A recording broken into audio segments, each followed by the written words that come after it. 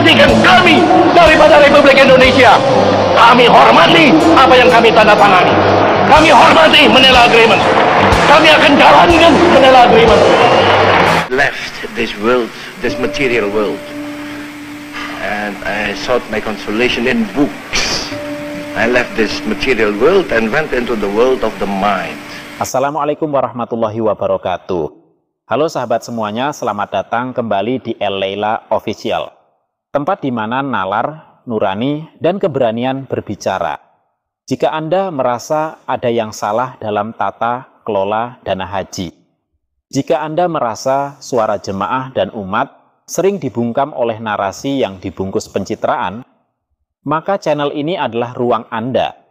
Dan hari ini, kami bukan hanya bicara soal angka dan sistem, tapi soal harga diri bangsa. Beberapa waktu terakhir, kami menerima banyak komentar dari netizen, khususnya dari luar Indonesia, yang menanggapi kritikan kita soal transparansi dana haji. Wajar. Perbedaan pendapat adalah bagian dari diskusi sehat. Namun yang mengejutkan, ada komentar-komentar yang melecehkan Bung Karno, bahkan menyebutnya buaya Karno, hanya karena ia tidak disebut mengakui bangsa Melayu dalam Manila Accord tahun 1963. Ini bukan lagi debat tentang kebijakan haji. Ini sudah berubah menjadi penghinaan terhadap tokoh bangsa. Mari kita luruskan fakta sejarah. Manila Accord 1963 adalah pertemuan tiga negara, Indonesia, Filipina, dan Malaysia. Isinya adalah komitmen untuk menyelesaikan sengketa wilayah Sabah secara damai dan menekankan hubungan budaya serta sejarah antara bangsa-bangsa Asia Tenggara. Tidak ada satu kalimat pun dalam naskah itu yang menyebut Bung Karno mengakui Indonesia sebagai bagian dari Malay Nation. Yang ada hanyalah niat untuk memperkuat solidaritas regional, bukan menyerah pada label rasial tertentu. Dan kalau ada yang menyebut Bung Karno tak paham isi perjanjian karena berbahasa Inggris, mari kita ingat, Bung Karno fasih berbahasa Inggris, Jerman, Belanda, bahkan Jepang. Beliau adalah orator ulung yang dihormati oleh pemimpin besar dunia.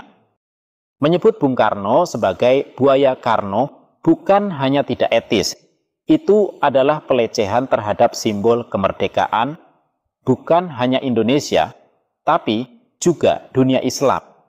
Apakah kita boleh mengkritik pemerintah? Tentu boleh. Apakah kita boleh mengkritik lembaga haji? Sangat perlu. Tapi menghina tokoh bangsa hanya karena tak setuju dengan kritik sistemik, itu tandanya kehilangan argumen.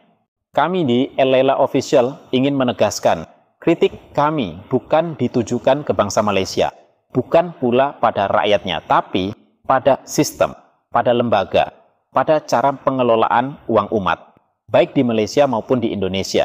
Kami bicara dengan data, fakta, dan nalar, bukan dengan narasi kosong, fanatisme nasional, atau hinaan murahan. Kami percaya, siapapun yang memelihara etika akan mendapat tempat dalam peradaban. Tapi, siapapun yang memilih menghina akan tertinggal dalam perdebatan. Hari ini, kita sedang diuji. Apakah kita lebih mencintai kebenaran atau lebih suka membela kebohongan demi kebanggaan palsu?